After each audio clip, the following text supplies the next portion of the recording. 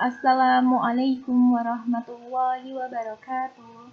Halo anak-anak solih-solihah kelas 5. Bagaimana kabarnya? Hari ini pelajaran pendidikan al-Islam. Siap untuk belajar lagi? Kita mulai di bab 1. Kita akan belajar apa ya? Sebelumnya, mari kita mulai pelajaran hari ini dengan melafadzkan basmalah bersama-sama. Bismillahirrahmanirrahim. Mari belajar. Sebelum kita masuk ke materi, anak-anak, alangkah baiknya kita pahami dulu peta konsep. Peta konsep itu adalah gambaran yang akan kita pelajari di babnya. Nah, di bab 1, anak-anak, di bab 1 ini mengenai Al-Quran. Kita akan belajar apa? Pertama, kita akan belajar tentang surat-surat pilihan dalam Al-Quran. Yang kedua, kita akan belajar tentang tajwid atau hukum bacaan. Nah, surat-surat pilihannya apa saja? Ada 3. Yang pertama surat Al-A'la, yang kedua surat Al-Tariq, yang ketiga surat Al-Buruj. Dari ketiga surat ini, sudah hafal semua? Selanjutnya, kita akan pelajari tentang tajwid atau hukum bacaan, yaitu tentang izhar dan idgham. Nah, insya Allah hari ini kita akan belajar tentang surat Al-A'la dan surat Al-Tariq. Siap? Kita awali dengan surat Al-A'la. Surat Al-A'la ini merupakan urutan surat ke-87 dalam Al-Quran yang terdiri dari 19 ayat dan termasuk golongan dari surat Makkiyah. Surat Al-A'la ini diturunkan setelah surat At-Takwir. Nama Al-A'la diambil dari potongan kata yang terdapat di akhir ayat pertama. Sabbihisma rabbikal a'la. Al-A'la artinya yang maha tinggi. Yang dimaksud yang maha tinggi di sini adalah Allah Subhanahu wa Ta'ala. Banyak benda di bumi yang memiliki bentuk atau letak yang tinggi, yang terkadang membuat kita sangat mengagumi. Misalnya gunung yang tinggi, gedung-gedung yang tinggi, atau manusia yang kita anggap mempunyai kedudukan atau memiliki sesuatu yang bernilai tinggi. Misalnya kepandaian, punya harta yang banyak. Namun, setinggi apapun tidak sebanding dengan sifat Allah yang maha tinggi. Al-A'la. Allah maha tinggi, tidak ada yang mampu menandinginya. Meyakini sifat Allah dapat membawa kita pada perilaku rendah hati dan menghindarkan dari rasa sombong. Kita akan belajar tentang kandungan isi dari surat Al-A'la. Isi kandungannya apa saja sih? Sebelumnya, surat Al-A'la ini merupakan surat yang sering dibaca oleh Rasulullah SAW ketika sholat 2 hari raya atau sholat Idain, yaitu sholat Idul Fitri dan Idul Adha, dan juga ketika sholat Jumat. Kandungannya yang pertama, yaitu di surat ini mengajak kepada manusia untuk mengagungkan Allah Subhanahu wa Ta'ala yang telah menciptakan manusia dan segala sesuatu yang ada di alam semesta. Setiap makhluk Allah diciptakan dalam bentuk yang sempurna dan sesuai dengan posisi dan fungsinya masing-masing. Meskipun makhluk Allah tersebut telah diciptakan sempurna, namun telah ditentukan kadar dan ukurannya. Setiap makhluk tidak akan mampu melampaui kadar ukuran yang telah menjadi takdir. Isi kandungan yang kedua, seluruh kejadian yang ada di muka bumi telah diatur dan atas kehendak Allah Subhanahu wa Ta'ala. Sebagai contoh, rumput yang ada di sekitar kita itu tumbuh lebat, kemudian hitam dan kering akan terjadi dengan sendirinya. Namun karena telah diatur oleh Allah Subhanahu wa Ta'ala. Isi kandungan yang ketiga, seluruh kejadian di muka bumi hendaklah menjadi pelajaran untuk berpikir tentang bukti-bukti kekuasaan Allah Subhanahu wa Ta'ala. Bagi orang yang takut kepada Allah Subhanahu wa Ta'ala, segala kejadian di bumi menjadikan sebab manusia menemukan taufik. Ia selalu ingat kepada Allah Subhanahu wa Ta'ala dengan melaksanakan sholat. Orang yang beriman meyakini bahwa kehidupan di akhirat merupakan kehidupan yang kekal dan baik.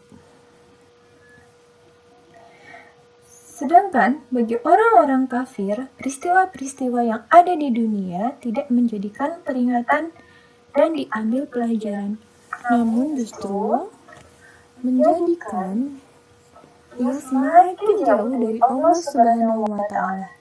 Tidak pernah mau melakukan sholat dan sibuk dengan urusan dunianya saja.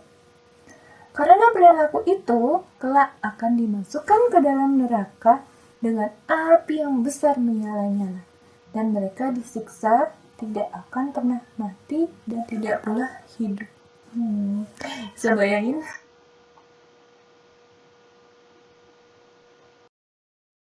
Oke, kita lanjut ke surat At-Tariq. Surat At-Tariq merupakan urutan surat ke-86 dalam Al-Quran yang terdiri dari 17 ayat.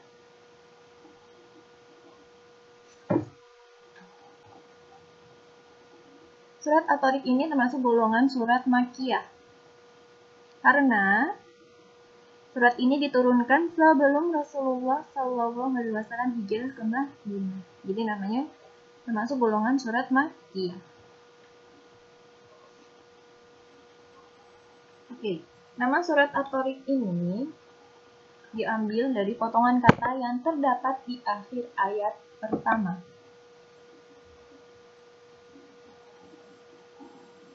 Wassama'i wat-tariq, yang artinya yang datang di malam hari. Sebab turunnya surat At-Tariq atau Asbabun Nuzul. Asbabun Nuzul itu artinya sebab turun.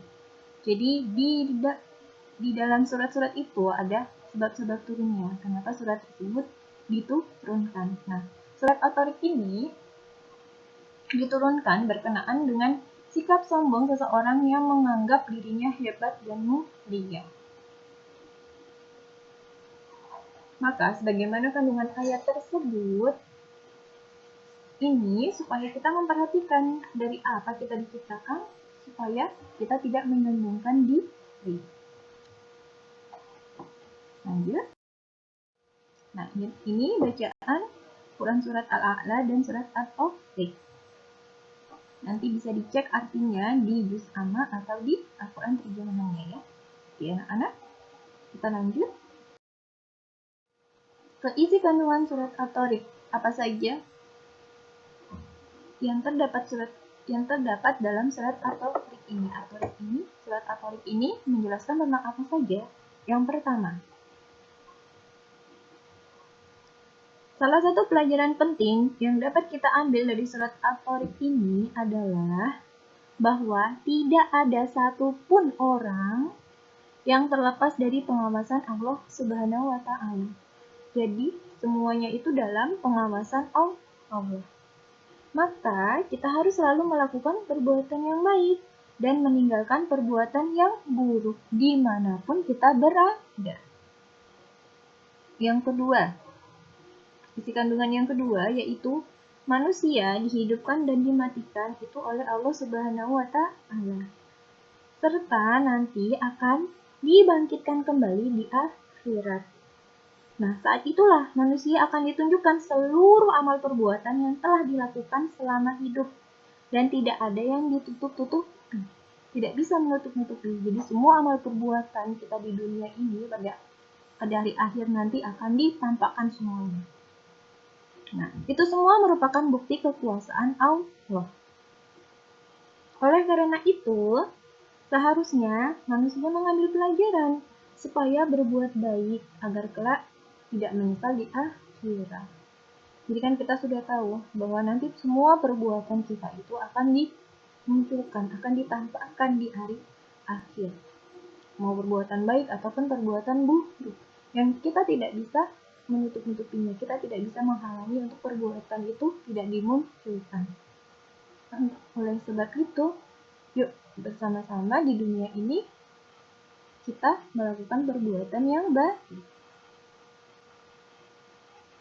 Oke, paham? Kita lanjut ke isi kandungan yang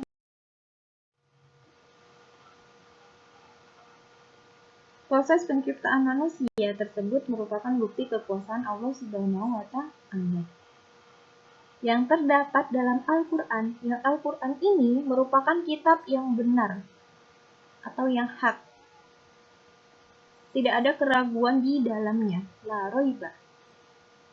Jadi proses penciptaan manusia ini merupakan bukti kekuasaan Allah yang terdapat dalam Al-Quran yang merupakan kitab yang benar, tidak ada keraguannya sama sekali.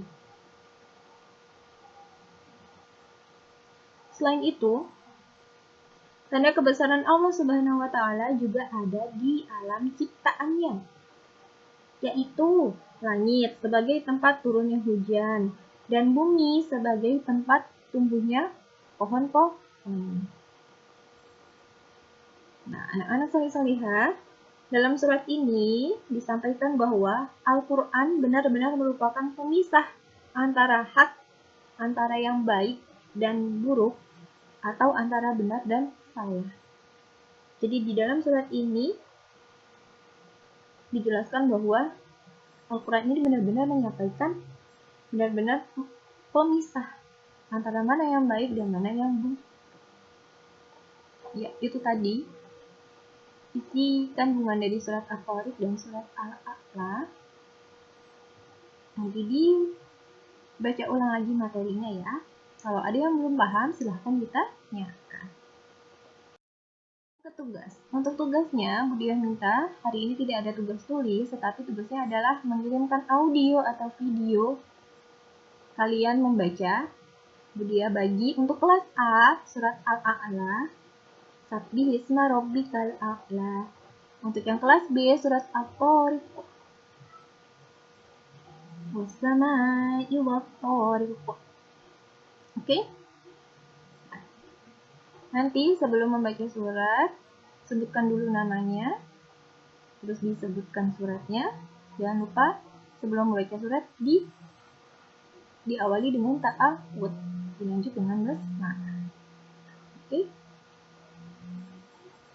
Untuk audio atau video dikirim ke Google Classroom. Kalau ada yang terkendala, bisa dikirimkan ke email yang sudah dicantumkan di Google Classroom. Kalau ada yang masih bingung, silahkan ditanyakan. Paham anak-anak? Untuk pelajaran hari ini, sekian. Kalau ada yang belum jelas, silahkan ditanyakan. Silahkan jawab Budia. Dan Budia mohon untuk konfirmasinya apabila ada yang berhalangan dalam mengirimkan tugasnya hari ini.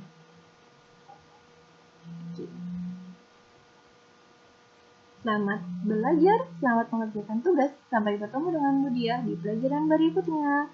Wassalamualaikum warahmatullahi wabarakatuh. Semangat selalu.